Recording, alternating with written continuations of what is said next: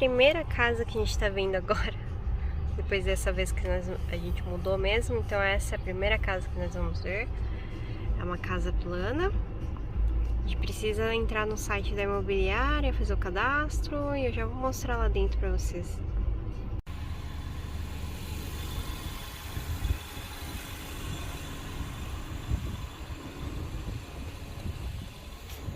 Conseguiu abrir?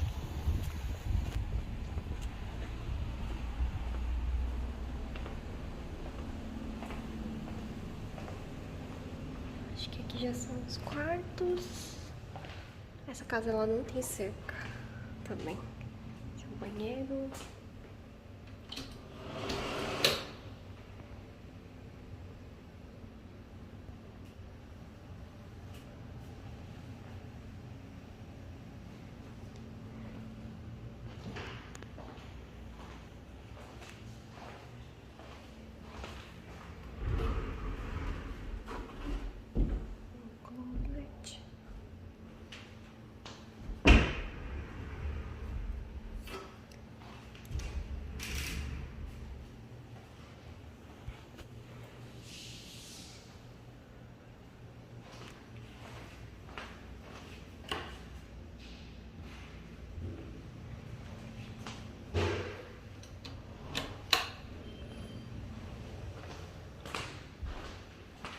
É um outro quarto. Tem um cantinho maior aqui.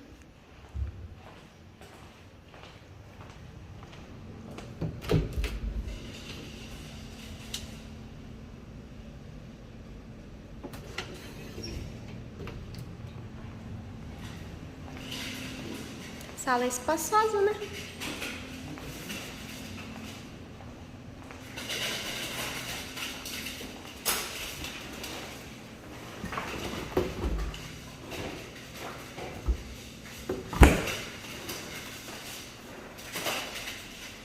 Fogão é o mesmo do hotel. Oi? Fogão é o mesmo do hotel.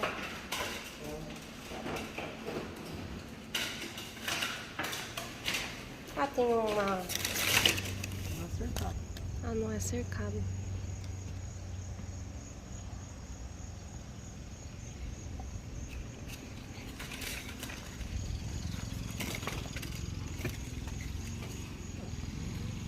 Ah, tem um coelho ali. Já foi.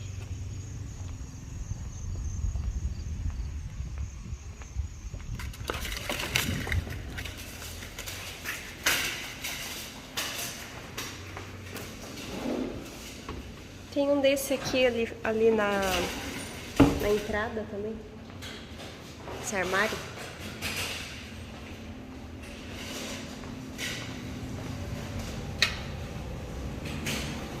Aqui deve ser a garagem. Deixa eu abrir pra cá.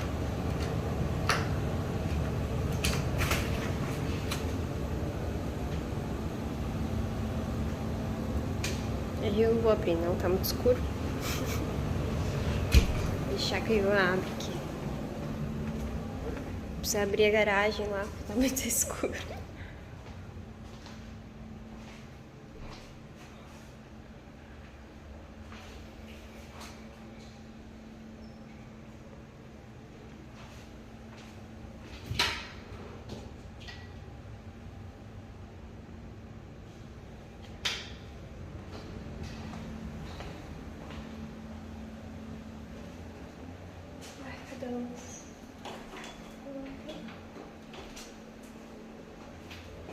Acho que é fora. Aqui. Closet grande. Esse é o quarto maior. Então são 3 quartos.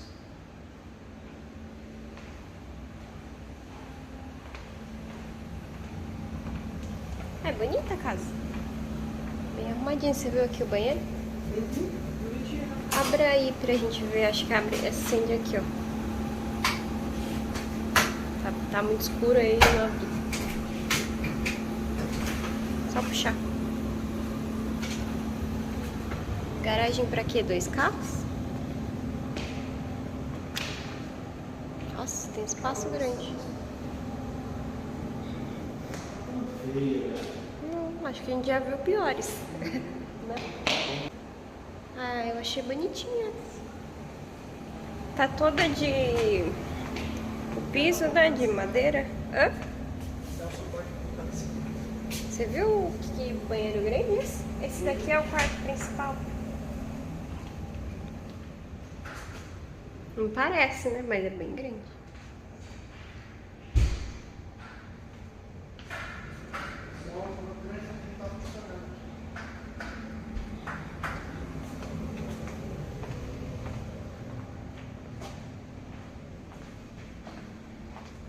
Entrada.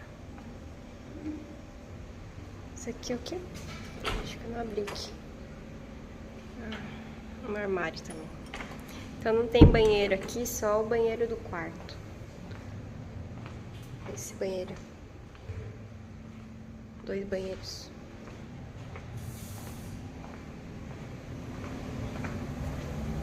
Tá bem novinha, né? Bonitinho, tá feio. Poderia ter feito melhor aqui. Não sei se pintaram, né? Deixa eu ver aqui o... janela.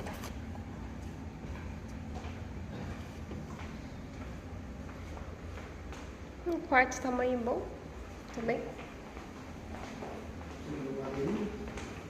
Hã? Não, eu gostei também. Tava tudo aberto ou tava fechado? Ah, tá. Esse daqui tem 2 quartos, aqui você viu? Tem esse banheiro aqui. Aqui também.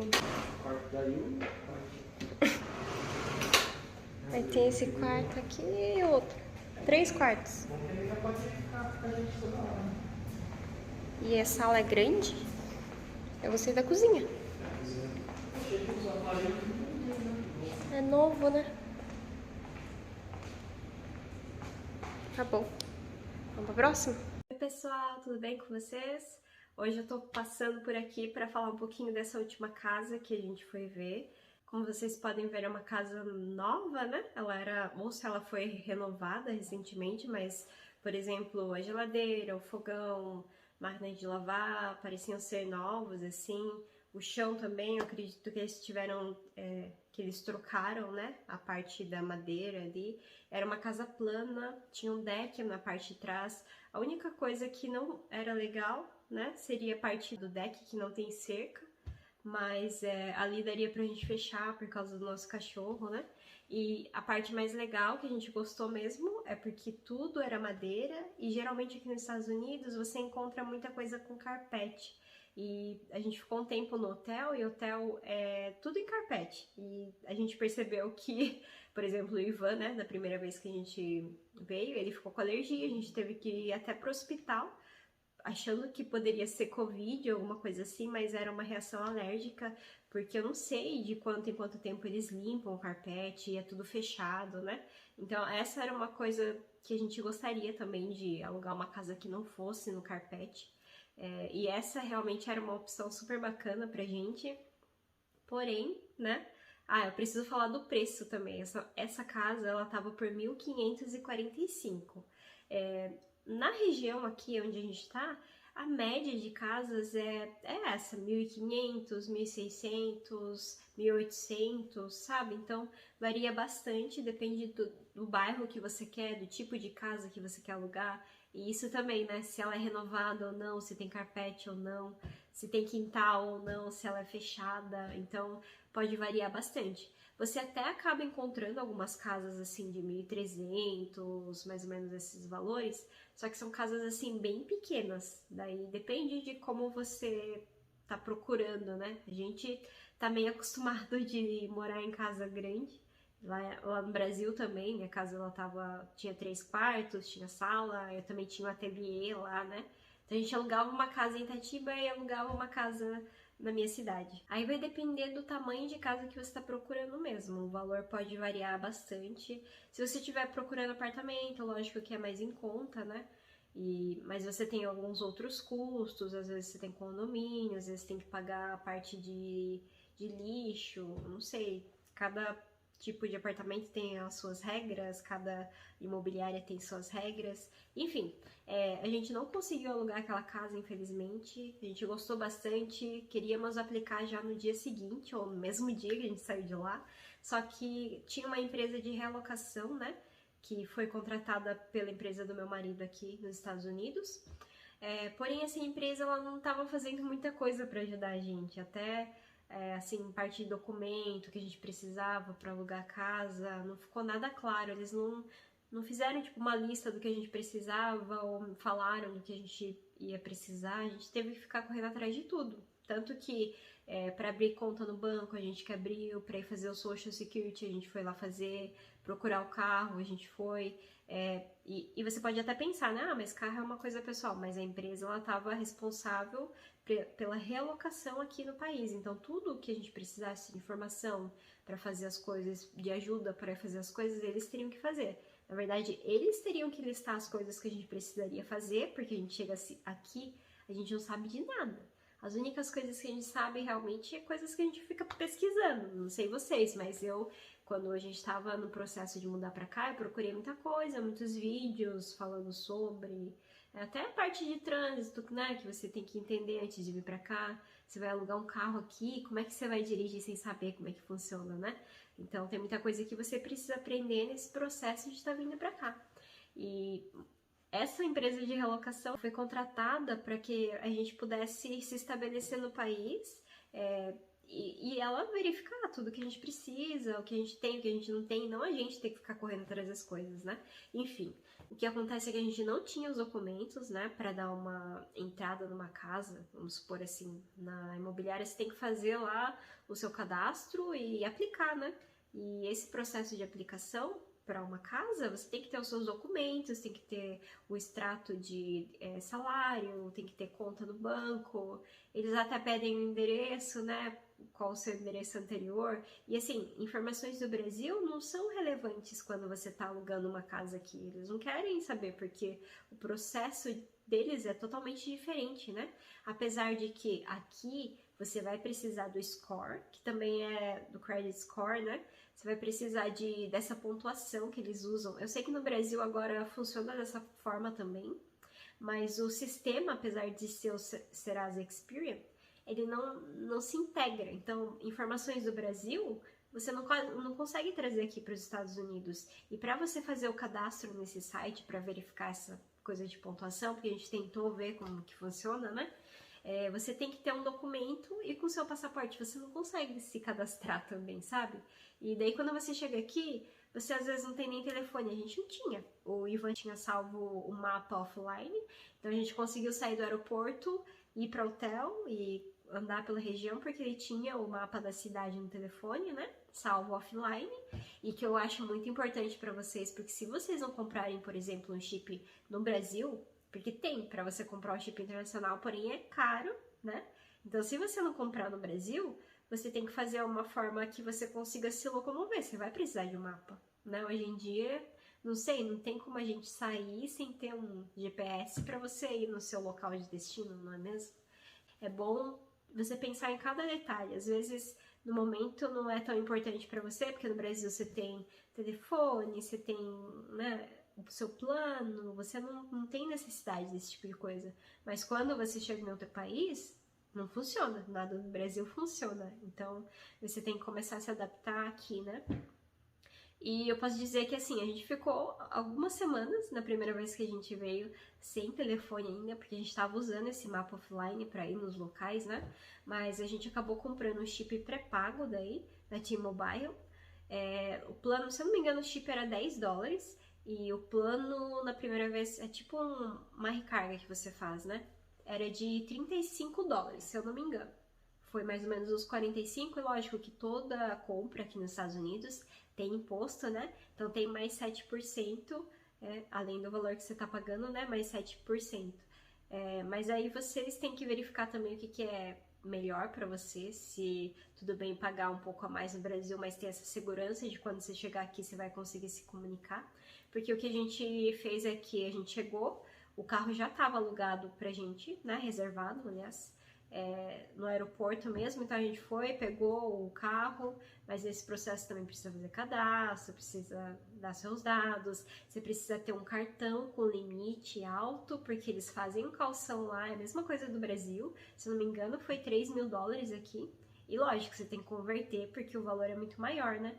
Então tem todas essas coisas que às vezes a gente tem que se preocupar, né? Você vai, por exemplo, vir para os Estados Unidos e você vai pensar assim, eu não vou, se eu não for usar meu banco, né? Se eu não vou usar meu cartão, vou cancelar. Não faça isso. Se você for alugar um carro, você vai precisar do cartão. Lógico que eles não vão tirar o valor do seu cartão, né? Vai ser como um calção mesmo, a não ser que aconteça alguma coisa, você bata o carro, e aí é outra história, né? Mas é bom se preocupar com os detalhes. Sempre faça uma lista de coisas que você tem que fazer. Se você estiver mudando para cá, é importante que você faça, né? Uma lista de coisas que você tem que fazer, do que você precisa quando você chegar aqui e até de valores. Porque se você for mudar para cá no primeiro mês, você não pode ficar contando muito com o valor que você vai receber. Você tem que ter o dinheiro aqui, né? Para se virar no começo. Então, eu vou gravar um outro vídeo para você explicando melhor como foi, compra de carro, aluguel de casa, e até muita gente tem me perguntado como foi a entrevista no consulado, e eu vou tentar gravar para vocês um vídeo explicando como foi, né? Quais os tipos de perguntas que eles fizeram, mas porque é importante a gente ter uma ideia. Eu sei que a gente fica super ansioso, né? Se você tá para tirar o visto, se tá para sair assim seu documento, a ansiedade é muito grande. Então, qualquer coisa que você vai fazer relacionada a isso, dá aquele medinho, aquele frio na barriga, né? Mas é normal, gente. E realmente eu falo, foi tranquilo a nossa entrevista lá. Até porque, para quem tá fazendo um visto L1 como a gente, né? É diferente o processo porque você tá... tem uma petição, né? Uma autorização já do governo americano para você conseguir entrar no país. Não é o visto, mas a petição já conta muito, né, gente? Então é algo diferenciado, assim, né? Não é como se eu fosse lá como turista e eles vão ver se autorizam ou não entrar. A gente tá fazendo algo diferente. A empresa tá entrando, né, com essa petição no governo americano para tentar trazer você como funcionário, se for, como eu falei, nesse visto que é o que a gente entrou.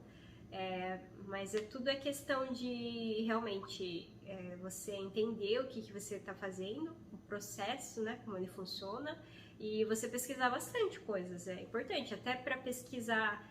Para preencher DS-160, você tem que pesquisar, porque eu sei, a hora que você vai preencher, tem muita informação que às vezes você fala, nossa, será que eu coloco isso? Será que eu não coloco isso? Né? Então é bom você pesquisar bastante, porque um dos pontos muito importantes lá é você preencher com coisas verdadeiras, né? Você não omitir nem mentir nada. Você tem que colocar lá, porque se eles procurarem, eles vão conseguir saber, né?